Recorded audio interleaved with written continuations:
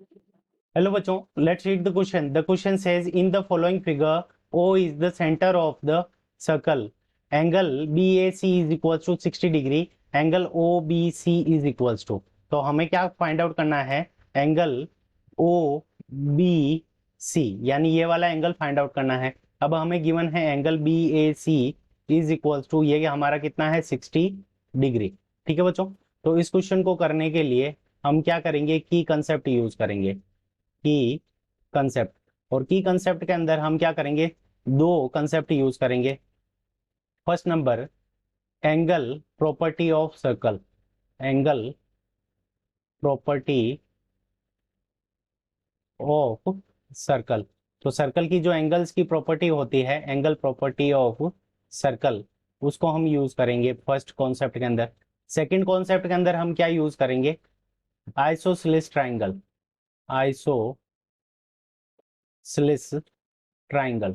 ठीक है बच्चों, आइसोसेलेस ट्राइंगल की हम क्या करेंगे? प्रॉपर्टी यूज करेंगे, आइसोसेलेस ट्राइंगल।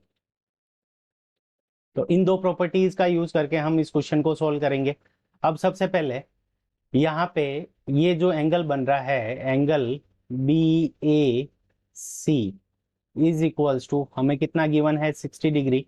और ये बन किसके कारण रहा है? तो ये आर्क BC के कारण बन रहा है। ठीक है बच्चों, तो मेड बाई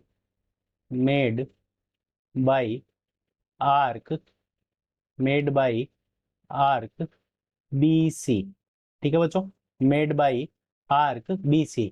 अब आर्क BC के कारण सर्कमफेरेंस पे एंगल बन रहा है, तो एंगल BOC क्या होगा? इसका ट्वाइस होगा।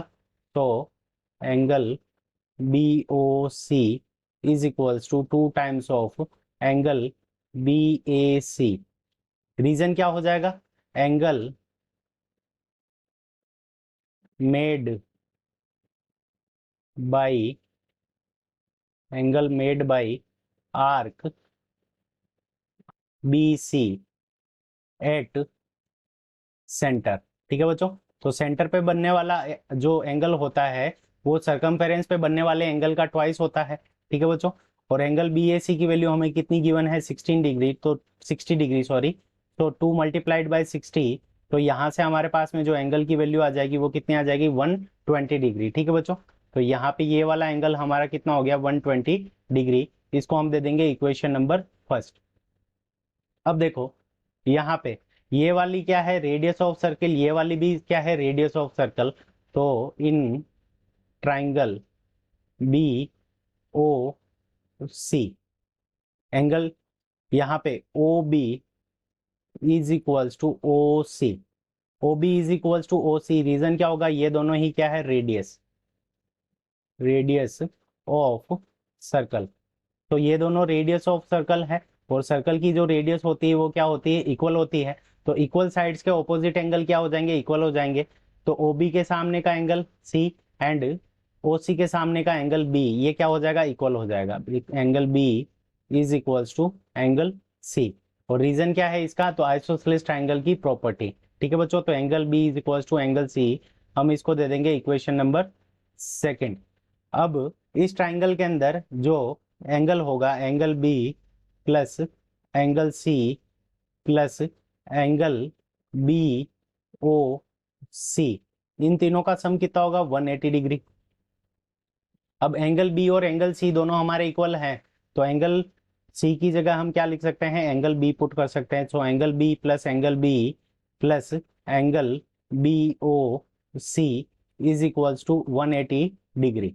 ठीक है बच्चों, तो यहाँ पे हम लिख सकते हैं 2 times of angle B। Angle B और एंगल B को ऐड करेंगे, तो 2 times of angle B is equals to 180 degree minus angle BOC।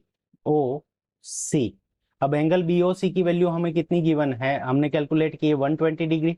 तो यहाँ पे ये एंगल बन जाएगा 180 डिग्री माइनस 120 डिग्री।